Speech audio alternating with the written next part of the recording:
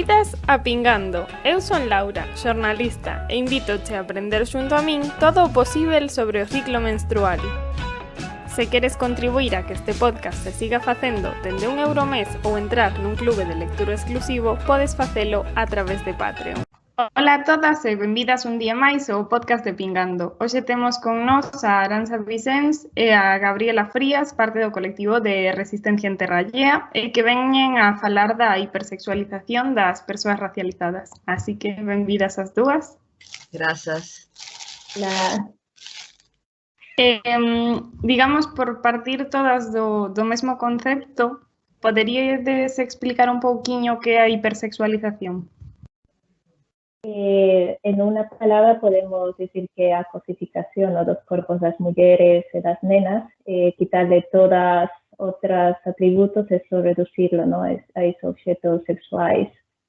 Nada, dentro dos feminismos falase moito, ¿no? de hipersexualización. Iso, en unha palabra, a cosificación.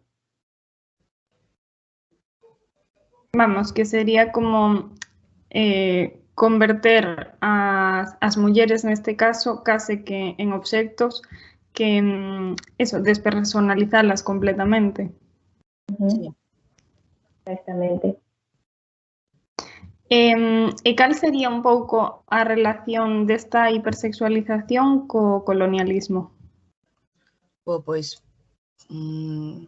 así como dende os feminismos se fala de que se cosifica as mulleres, os corpos femininos, cando facemos unha perspectiva colonial tamén temos que entender que máis alá desa cosificación tamén hai unha mirada de como brutalidade, como de bestialidade, es decir, que nós antes de ser clasificados como seres humanos, as persoas indígenas, negras, etcétera, eran clasificadas como persoas de segunda e non eran clasificadas incluso como persoas, non entraban no umbral da humanidade.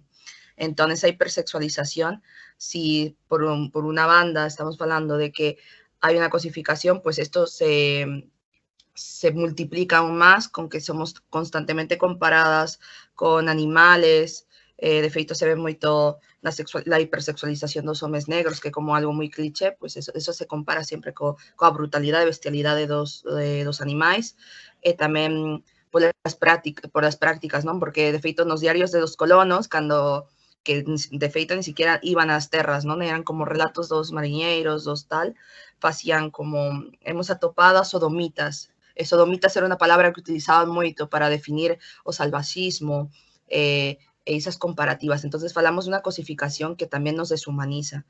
Esa é a relación que eu atopo, non? Que tende un feminismo máis hexemónico, un feminismo blanco, tiramos por unha cosificación, pero pola outra banda, cando falamos do outro, primeiro teríamos que nos poder entrar no umbral do humano. E iso é algo que non está sucedindo. Claro. Bueno, Gabi, non sei se ias dicir algo. Sí, claro, toda esta clasificación que se fai, ¿no? das mulleres, por exemplo, falando das mulleres, ten todo esa historia colonial tamén, ¿no? do que fala Arantxa, a chegada dos colonos a territorios como no África, e a ver como vestían as mulleres ou a pouca roupa que usaban e asocialas con que eran, ¿no? O sea, os obxetos sexuais e que eran persoas con deseos sexuais todo o tempo, esa hipersexualización, ¿no? da que falaba, ten unha historia, ¿no? detrás de que está conectada con la colonización, ¿no? de estes territorios e despois de América, ¿no? Claro, é que chámame moitísimo a atención o que dicía Arantxa, que moitas veces eran diarios de persoas que nin sequera visitaban esas terras, que simplemente eran mariñeiros. Entón, xa non é que sexa unha mirada allea que non entende nin vive, digamos, todo o que ocorre noutras culturas, senón que, ademais, nin sequera se achega a elas.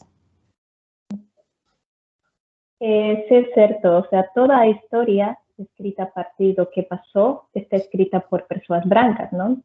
que non tiñan ninguna conexión con as culturas, tradicións, estilos de vida. Entón, claro, esa ollada branca hegemónica que despois conta a historia e mutila a historia, en realidade, destas culturas, tamén fai uso utilitario dos corpos, non? Que despois serán mercancías e obxetos do prazer, non? Das persoas brancas.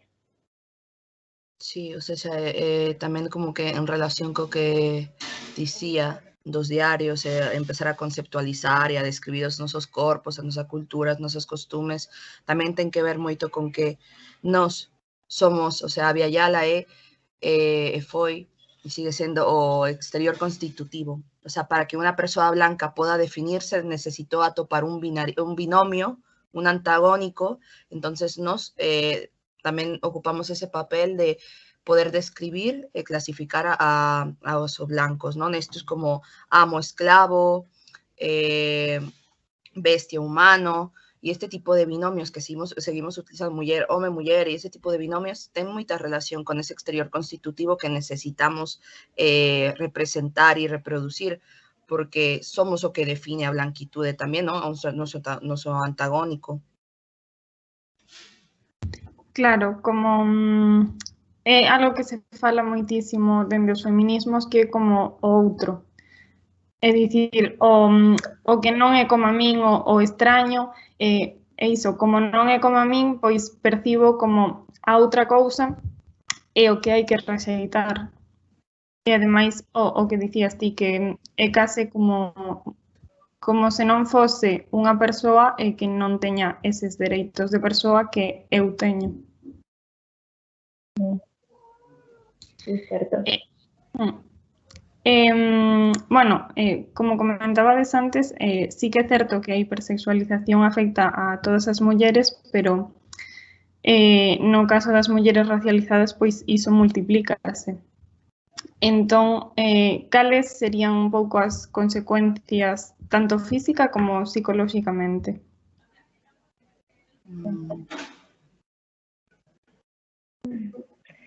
É complicado, non? Porque ter sempre esa ollada xenera, non, secuelas de todo tipo, dende o non querer mostrar o corpo, como o farías no teu territorio de orixe, porque, claro, non é o mesmo.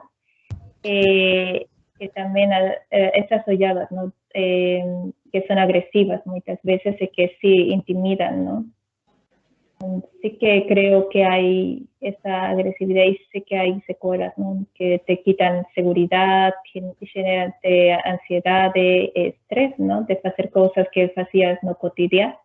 Eu estou falando dende unha óptica, non? De muller inmigrante racializada que cambia do contexto, non? Donde o contexto da exotización e da hipersexualización dos corpos como os meus é constante, ¿no? Desde sair de casa hasta volver, ¿no? Os comentarios, eso que son lo que hai, ¿no?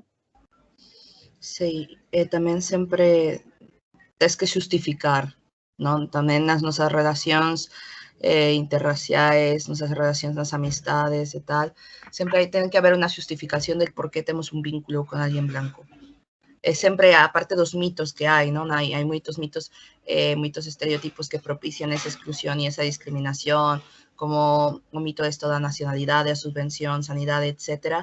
Tamén hai como o constante medo de que nos estén hipersexualizando e por iso teñan un vínculo con nós, que é algo que non se pode evitar. E agora que preguntabas, o sea, que fixiste a pregunta, lembreime de unha frase de Yurdeskis Espinosa que di as negras sempre estamos desnudas.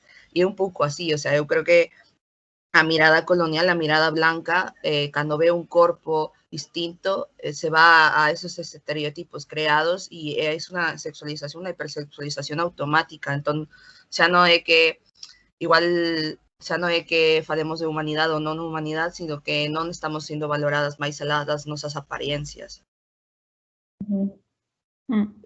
Pareceme super importante o que acabas de comentar do tema da sospeita, que é como estar constantemente pensando que enseguida vas sufrir esa sexualización, que como, eu que sei, eu comparo como cando vas soa pola rúa, que pode ser que non se pase nada, pero vas con ese chip aí pensando que hai esa posibilidade. Entón, entendo que coa sexualización que ocorre un pouco mesmo, que como xa estás moi habituada a que te ocorra, vas constantemente pensando, cuidado, porque igual con esta relación ocorre o mesmo. Non sei se un pouco a vosa experiencia. O que pasa é que non só é a ollada, ¿no? de superioridade, sino tamén de dereito de poder facer iso, ¿no? De sentirse no dereito de decir esos comentarios sobre os nosos corpos, ¿no? Nós como a mulleres, ¿no? De feito, para mí é moi es como moi chamativo, non poder ni siquiera a veces bailar como se baila ciertos ritmos en nuestros territorios, porque ya hay comentarios, ¿no? De que es una provocación, que además, ¿no? Por ejemplo, ritmos que son tan habituales allí no pueden ser, bailar aquí, o por ejemplo, que decía o de ropa, ¿no? No puedes poder vestir de la misma manera. Eso es lo que molesta más, ¿no? De que hay ese derecho, entre comillas, a hacerlo contra nosotros. Sí, o sea, a mí supoño que, o sea, non supoño, sei que iso le pasará a Gabi, sei que le pasará a moitas compas, é unha constante hipervisilación na rúa de todo o mundo. O sea, pode ser que non sexa hipersexualización, pero vou a estar sendo xuzgada todo o tempo por todo o que faga. E igual cando ti chegas a ese territorio, por exemplo, a migración é máis recente, levo 5 anos aquí, pois cando eu cheguei a este territorio tive que aprender a ignorar esas constantes olladas e é moi complicado, a verdade, é algo moi complicado porque xa non solamente tes medo, sino que vas con rabia pola rúa e as consecuencias psicolóxicas de iso tamén ten que ver con que empezas a disociar na rúa, eres máis vulnerable porque se non estás no presente, poden che pasar máis cousas, o sea, creo que tampouco a xente se pone a pensar o que pode facer unha ollada, non?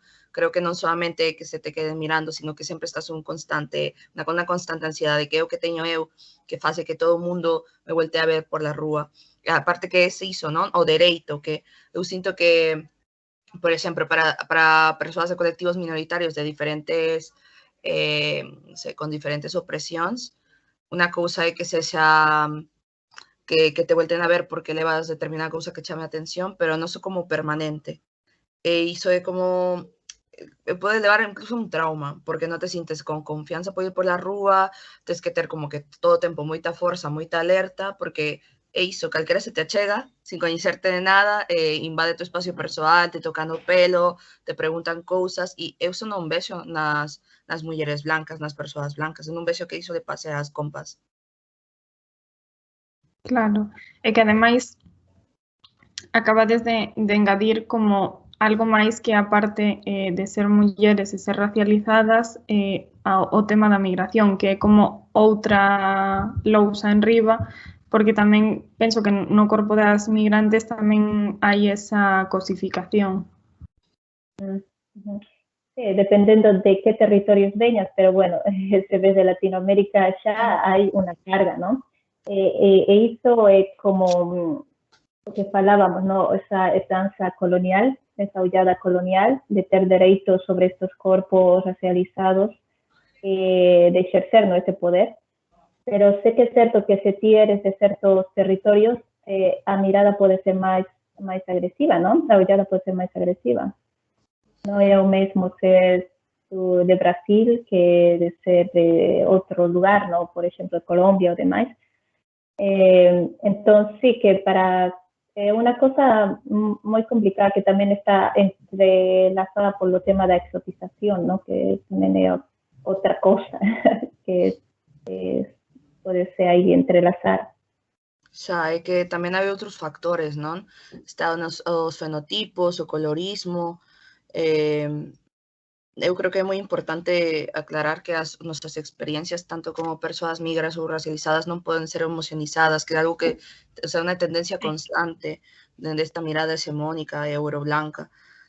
Moitas veces se quere como aplicar unha norma, estamos moi acostumbradas a esa objetividade, non é imposible, non?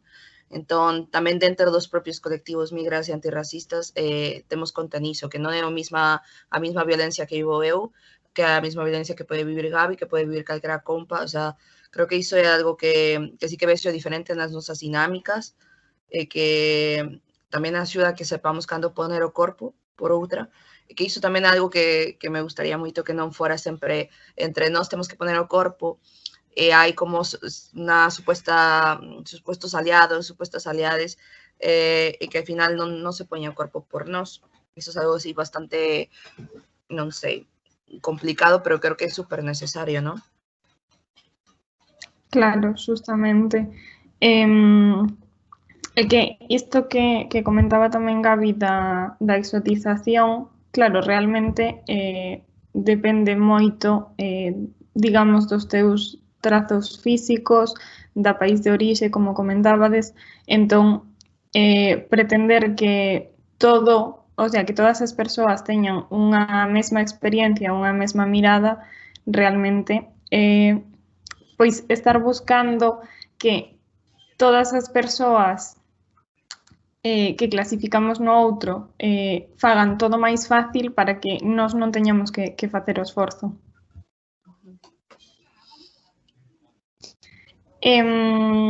Bueno, xa que saiu o tema da exotización, se podedes explicar un pouco que é isto, quizáis tamén moi ligado á fetichización, porque penso que vai un pouco na mesma liña. Sí, la exotización sería eso, ¿no? Ver como algo particularmente atractivo, llamativo, por lo feito de ser diferente, ¿no? Lo que hay habitualmente en un lugar, ¿no? Que pasaba cuando traían aquí a mostrar, es que no podemos escapar de esa historia, ¿no? De traer cuerpos racializados a estos territorios, mostrarlos como objetos o como cosas que eran llamativas, ¿no? Por el feito de su vestimenta, se exponían, ¿no? Aquí. O mesmo pasa na actualidade, ¿no? Ainda hai esa ollada e ese decir que eres exótico ou exótica, se fai moito uso ainda desa palabra.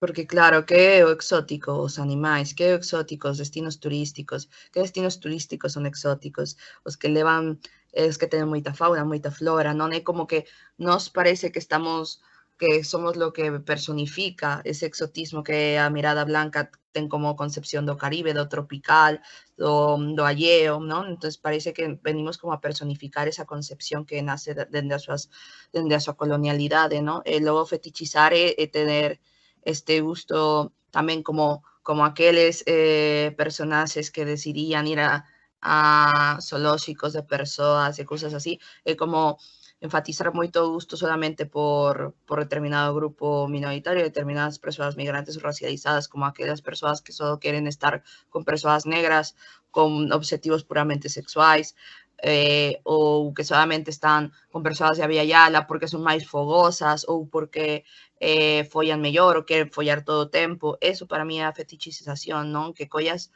algo que queras convertir en unha regla na tua vida relacional ou sexual, e decidas facelo como o tu capricho, no? O teu luxo, e que logo tamén está esta cousa social de presumilo, non? De volver a esas dinámicas coloniais de isto é a miña propiedade, e iso pasa moitísimo coa fetichización. Aí podo engadir que iso pasa moitísimo en nosos territorios cando ven persoas de afora, ¿no? De, por exemplo, europeas, os turistas e todo, por la experiencia de ter algo con una persona, no con una mujer allí, como a experiencia de ter sexo y demás, pero esos cuerpos sirven para eso, ¿no? Ya ninguém se queda por una persona o hay una relación, ¿no? Sino eso, ter a experiencia de estar con una mujer o un hombre de esos territorios ella. Claro, e as xerarquías de poder están super presentes, porque entón, en esa situación, nós como corpos racializados temos que sentir que nos están facendo un favor, porque é o colono, é a xerarquía, é como isto non sucedería, e parece que é algo que como que teño que agradecer, que unha persoa blanca decida estar conmigo tanto sentimental como o sexualmente, é algo que parece que les debemos, non? Iso é algo que se sigue reproducindo o día de hoxe e que comenzou fai moitísimo tempo. Claro, supoño que ao final é un pouco o quitarlles como os seus dereitos de persoa e ao mesmo tempo sentirse co dereito de tratarlos así.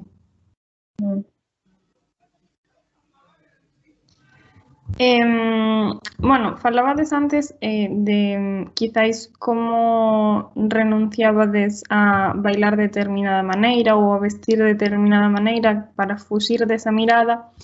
Entón, eu quería saber un pouco como atopades o equilibrio que supoño que non se chega a atopar, senón como é o proceso ese de cuestionar que os comportamentos que vos veñen impostos e, digamos, os que vos son máis propios. É dicir, os que saen de vos e os que van máis impostos pola sociedade. Pois, a ver, no meu caso, cun proceso, o sea, con un proceso de migración, creo que o típico é que todo o mundo insista na trampa da adaptación e da integración. O sea, é moito máis sincero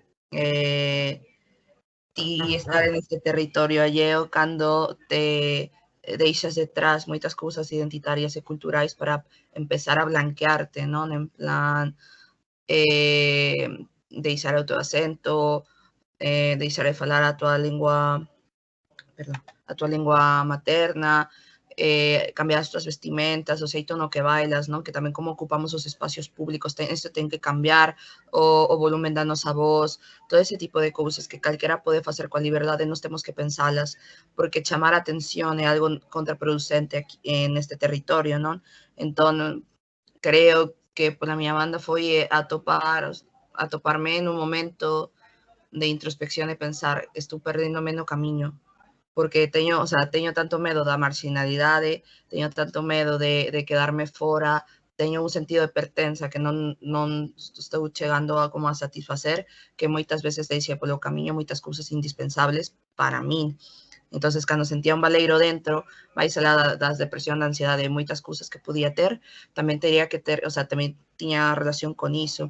Logo tamén, para min, atopar un grupo de persoas migras, aínda que fóramos de sitios super diferentes de Aviala e de outras partes do mundo, para min era indispensable poder ter un refrexo, poder ter con quen falar destas experiencias, o sea, é o que me fixo darme conta que tiña que volver a rescatar agora que podía, agora que tiña ese proceso introspectivo, todas as cousas que deixé solamente por estar con Peña Blanca, que moitas veces ni siquiera escoitaba ni podía comprender os procesos que me estaban atravesando. Entón, para mí, chegar á resistencia e empezar a coñecer a xente migra foi algo que me salvou moitísimo. O sea, eu necesitaba poder compartir a miña experiencia sin sentirme xuzgada. E a partir de iso, empezou a darme máis igual, porque empecé a corpar esa identidade que deixei atrás. E agora, pois, iso, o sea, eu teño moita máis confianza en facelo, pero sei que sigue sendo, o sea, me sinto acorpada, pero sei que sigo sendo xuzgada. E no meu caso, sí que ao principio sentíame como, non sei, culpable, tal vez, inclusive das miradas e de todo iso, pero despois xa me dá o mesmo. De feito, uso máis as artesanías, as vestimentas máis tradicionais, porque sei que toda a miña vida vou ser diferente, non? Pero eu sei que non é fácil, non todas as persoas temos os mesmos recursos para afrontalo, non? E como a muller sentíame como agredida, non? Pero ninguén aquí podía entender ese tipo de agresión, non? Então, claro, não é o mesmo que pase isto a mí que a outra persoa, e por isso é que cada experiencia é única, non? Pero sé que é certo que coas compas de resistencia, coas compas migras que fun coñecendo no camino, nos fuimos reconhecendo, non? As experiencias e todo iso. Pero nada, facer un punto de equilibrio é complicado, e o tema da integración pareceme si unha mentira, no en sí misma. O termo de integración é o máis racista que pode haber, o discriminatorio ao final, porque ti non tens que deixar de ser ti, ou esquecer todo o que trouxiste por ser parte disto, porque nunca vanlo a recoñecer, ¿no? Nunca vas a ser de aquí. Claro, supoño que nisto a comunidade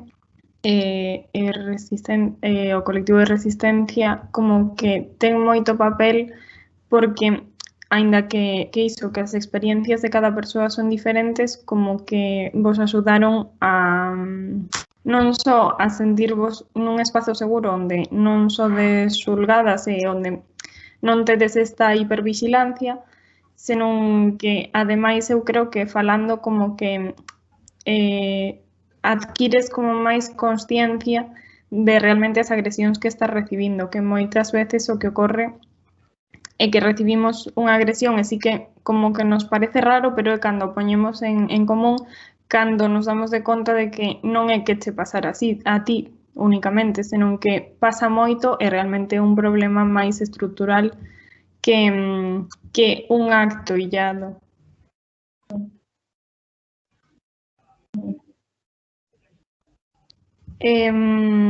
Bueno, falabades antes tamén das relacións interraciais de amizade, de parella e todo isto.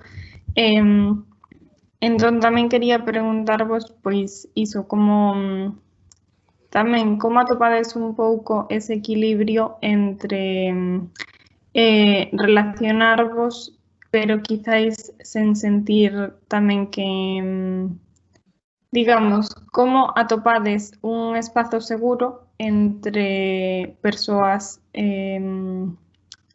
brancas e que non teñen a mesma experiencia que vos? De entrada, no, o sea, nunca va a ser un espacio seguro.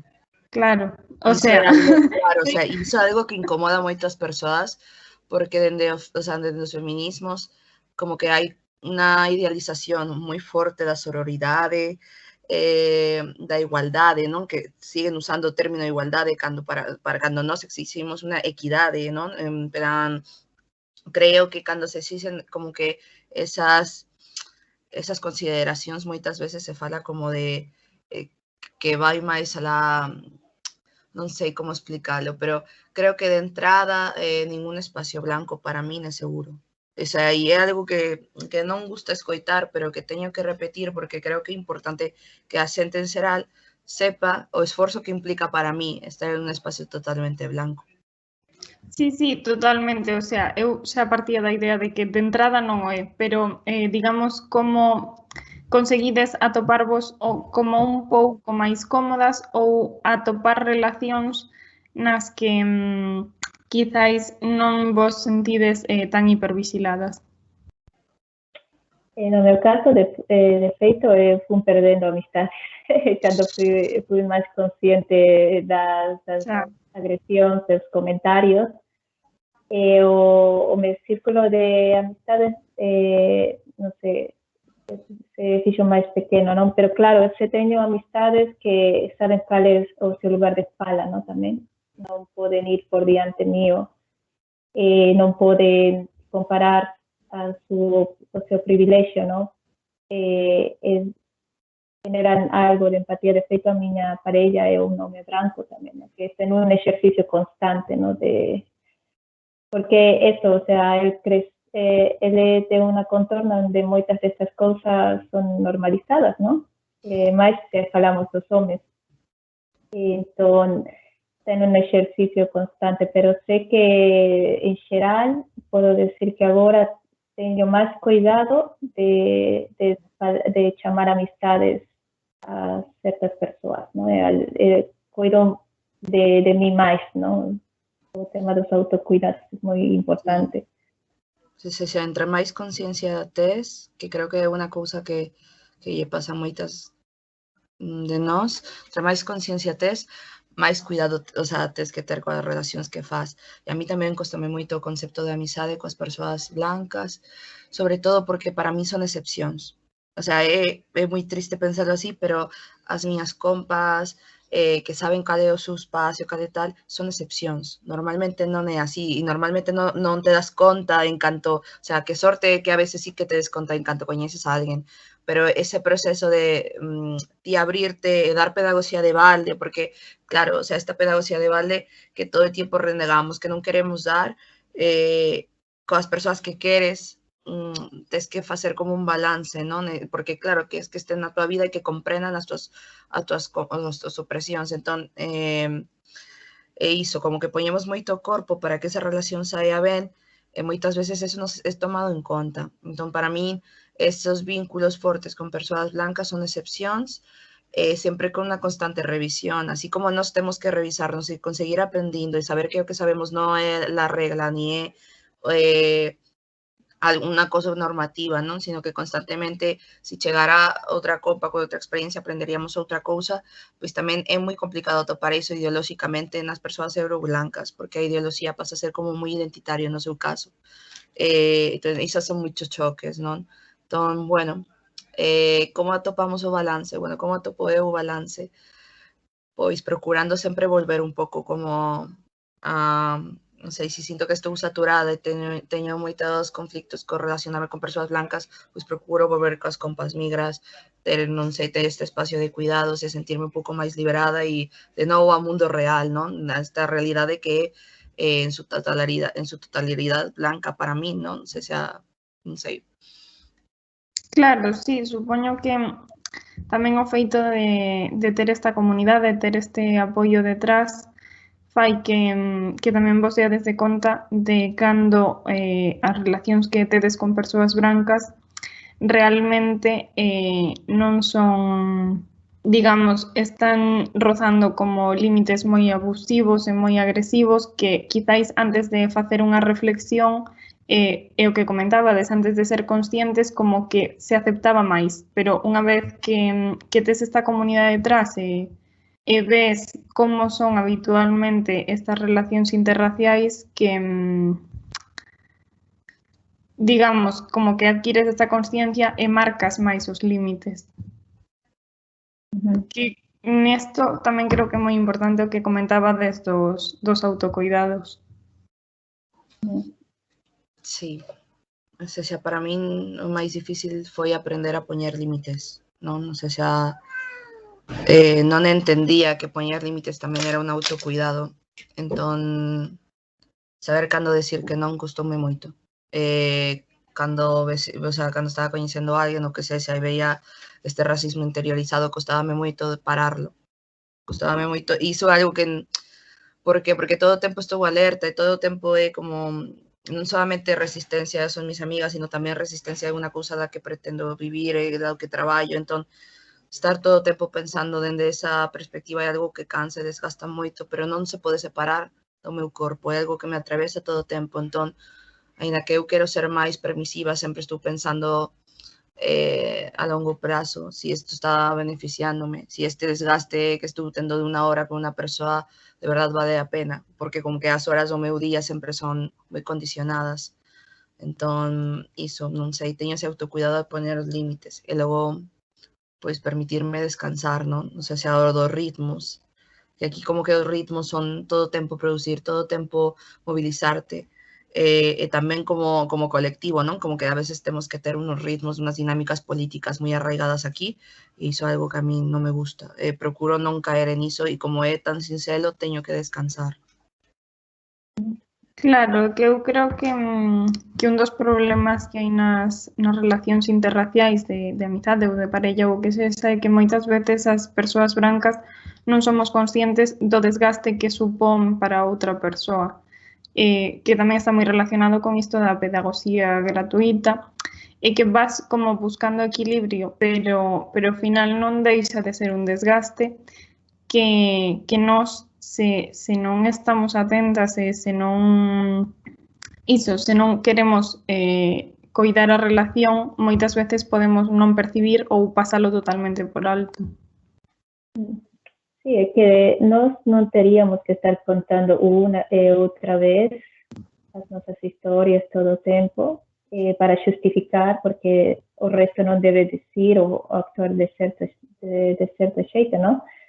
Creo que iso é a parte complicada e que máis desgasta.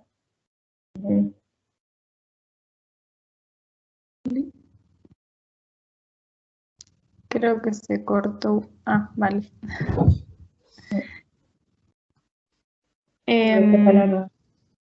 Sí, nada, é que como se cortou o vídeo de Arantxa estaba aí pensando, pero sí, totalmente, é que iso, que o desgaste realmente eu creo que pode pasar moitísima factura, que é importante o que comentaba Arantxa de respetar os ritmos e os descansos propios. Que quizáis estás como moi metida na dinámica esta de producir e tamén como eu a verdade é que non o pensara, pero como o que comentabas do colectivo que ten estes ritmos de estar constantemente comunicándose, facendo política e todo iso, que ao final non é algo únicamente persoal, senón que vos atravesa iso tamén de forma moi colectiva e tamén como parte de resistencia, vaya. Sí, o sea, estou pensando. Onte quedé con unha amiga blanca. Estábamos falando sobre que as dúas comenzamos esta semana, eu comecei o máster, ela comenzou o grado, e que ela ten moita ansiedade social e eu tamén. Custando moito socializar de entrada, ainda que somos persoas moi extrovertidas, porque temos moito medo do rechazo, do abandono, o sea, temos aí unha carga de saúde mental aí considerable. E eu decía, ti imagina, se ti tes ansiedade social, se a ti te custa relacionarte, imagina que eu de entrada xa sei que eres unha persoa blanca e ti non tes ese medo constante. O sea, é como que dentro de todo esto de los autocuidados y de no hay conciencia y todo esto, también está o papel do privilegio. O sea, creo que moitas persoas non ten ni siquiera que pensar nunca na súa vida que ten que achegarse a alguén e saben que en algún momento, o sea, non en algún momento, sei que todo o mundo ten un racismo interiorizado. Eu sei que está ali. No mellor dos casos, pode ser persoas que estén con un proceso de construcción aberto, no mellor dos casos, pero normalmente non é así. Entonces, teño que relacionarme coa miña profesora, co meu xefe, co doctor, todas as persoas que me atienden, incluso cos camareiros, co calquera persoa, dende esa conciencia. Entonces, tamén creo que iso fala moito da hipervigilancia constante, non? Porque estou tratando así como de recapitular do que falamos. Entón, é como que creo que non se ten en conta ni se pone a suficiente importancia niso, en que nós estamos conscientes de que o racismo está interiorizado, pola outra banda non se está facendo nada. Como as súas vidas continúan dun xeito normal e tranquilo, e as nosas siguen estando baixo moita presión, e isto tamén é algo que seguimos pasando de xeración en xeración, esta mesma alerta, esta preocupación, esta ansiedade que podería ter a miña nai, pois o papel de persoa racializada, emigrante, é unha cousa que a mí tamén me vai quedar e que vai pasando de xeración en xeración, é unha ferida colonial, e como que a mí gustaríame iso, que a xente empezara a ter conciencia máis alá de se estiveras nun movimento político ou non, en que tiveras esa consideración, non? Porque creo que ni siquiera se plantea o que nos pasa pola mente cando temos unha primeira interacción. Claro, que falábamos moito das relacións interraciais de amizade de parella, pero realmente no noso día a día temos moitísimas máis relacións que esas, e o que comentabas, cousas básicas como ir ao médico, a farmacia, en calquera, digamos, nivel de educación, xa sexa en infantil, en primaria, en secundaria, é realmente iso, que hai moitas feridas abertas e E que, vamos, que é completamente normal que sintades que non se está facendo nada, porque é que non se está facendo nada, non é que o sintades, é que non se está facendo. Ya. Sí, que é complicado, ¿no? Eu falo agora, ¿no? Dende tamén no ámbito académico, por exemplo, que falaba Aranxa, e cando saes a falar en frente de todas as persoas, ti sabes que o primeiro que van a ver é o teu povo. Antes de tomar en serio ou non o que vas a falar, ¿no? Entón, é complicado porque tes que ir xa con esa ansiedade que temos que enfrentar, ¿no? Pero, por exemplo, o campo académico pareceme moi agresivo tamén, ¿no? O sea, tanto do que eu falo, tómase en serio ou non, antes están véndome como a muller racializada que son, se saben de onde son xa, tienen sus estereotipos, esos prejuicios, entón é complicado. E ademais o que comentabades que cando sinalades iso, realmente a resposta da outra parte é moi agresiva e non, como que non se para a pensar xa non se tedes razón, senón se hai un mínimo de sentido no que estades dicindo. Sí, cando ti reclamas algo, o primeiro que sucede sempre é a fragilidade blanca. E é poner no centro a culpa e a dor e a tristeza da persoa agresora, a persoa tal, e falar de intencións, e poñer por riba as intencións dos efectos que nos causan. Entón, esa fragilidade blanca a vemos en todos os espacios, e parece que nos temos que consolar a persoa que nos fixo daño, e tener que tranquilizar e dicirlle que non é a súa culpa. Entón, sí, sempre como moi a defensiva, é moi agresivo, claro, no caso de que sexa fragilidade blanca e non sexa directamente un ataque, non? Como, supoño que por exemplo, algo da fragilidade blanca que é moi dos feminismos e da esquerda blanca, pero supoño que unha persona de dereitas directamente me agredería, non? Que de feito eso non ten nada que ver, que eu sempre digo que a esquerda, tanto a dereita como a esquerda, pois son blancas. Non van a deixar que dentro da loita interfieran as miñas necesidades, porque iso tamén é unha división, non? É unha cousa que tal. Entón, bueno, sí, as respostas sempre son moi agresivas e moi violentas. Tamén me dá a sensación de que as persoas logo de iso poden facer unha anécdota ou poden chegar á súa casa e continuar a súa vida, pero despois de unha agresión, a nós nos queda como igual temos todo o día unha sensación de trauma porque estamos revivindo as agresións pasadas. O sea, cada que unha persoa ten esa capacidade de ponerse por riba noso, é como revivir todas as veces que o fixeron xa. Entón, iso tampouco se ten en conta. Sí, ao final o feito de que ti pases por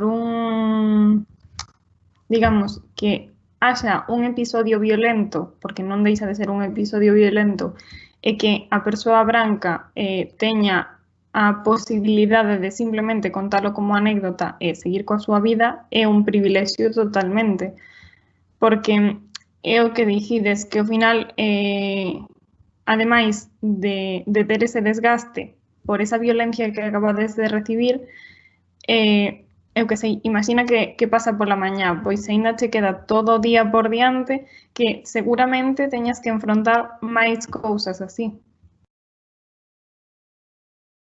Sí, todo o tempo. Lastimosamente é unha mágoa, pero todo o tempo. O noso lugar da fala non é o mesmo.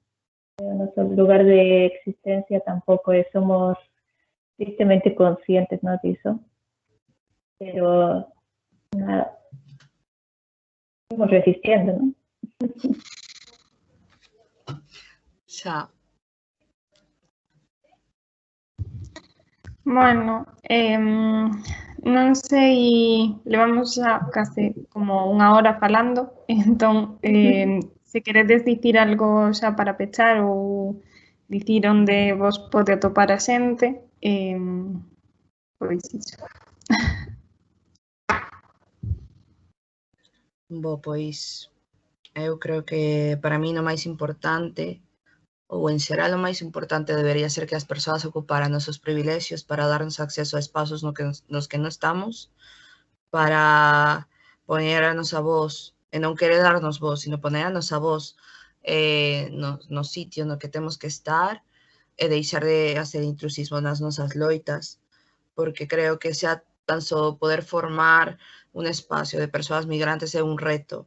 Temos unha precariedade que nos atravesa de un xeito moi diferente, temos unhas vidas, o sea, que entendo que as vidas son complexas en xeral, pero a complexidade das nosas vidas atravesan determinadas trámites burocráticos que seguramente unha persoa blanca non ten que afrontar, entón, xa que isto é un reto, que al menos se poña en valor, que se poñan en valor as nosas vivencias e se poña en valor o noso coñecemento.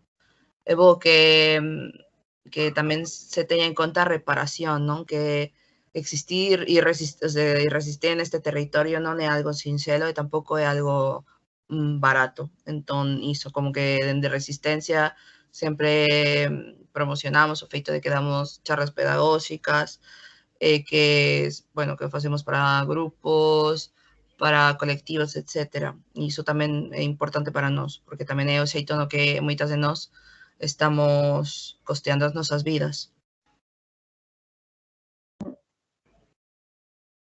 Certo, sí, eu penso que o tema da reparación en todos os ámbitos é super importante, non? E que non se minimice nin se anule as nosas loitas, non? Nada, eu penso que é un exercicio constante. Eu falaba hai tempo dun círculo, no, de se queres ser aliade, no, porque nunca vas a estar no noso lugar de fala, non tens que estarlo tampouco. Pero ese exercicio constante de análisis dos seus privilexios que falaba Arantxa, que falaba eu, falea o teu rol para perpetuar este sistema, no, este entorno racista, esta revisión constante e ceder espazos é moi importante. Non necesitamos que faledes por nós temos voz. Sería eso, ¿no? Un constante círculo que ten que dar voltas, ¿no? Non somos máis conscientes, creo, de moitas cosas e das desigualdades, ¿no? Penso que nos temos que revisarnos moito máis. Sí, que deixen de teorizar coas nosas vidas, que é algo que fan moitísimo. E corpos. Eso estaría moi guai. Pois nada, moitísimas grazas ás dúas. Xa sabedes que estades... Sí, es que si pueden atoparnos en Instagram. Sí.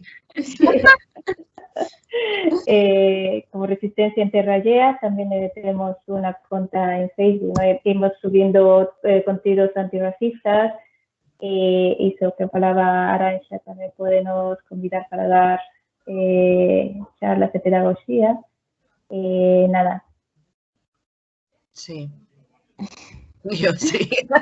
É que sempre me esquezo de iso. Bueno, que eu tamén, non sei, eu tamén para sobrevivir fago autoedición de fanzines enfocados na saúde mental, entón iso tamén que polo meu nome en Instagram poden atopar iso e basicamente tamén é un pouco de xeito no que me estou costeando a vida. Genial, pois iso, moitísimas grazas e xa sabedes que estades convidadas a volver cando queirades. Moitas grazas, Laura. Grazas polo convite. Moitas grazas, un saúdo.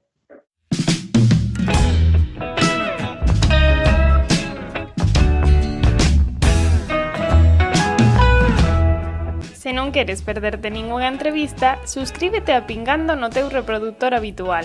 Recorda que tamén podes seguirme en Instagram, @pingando_gal. Moitas grazas por chegar ata aquí.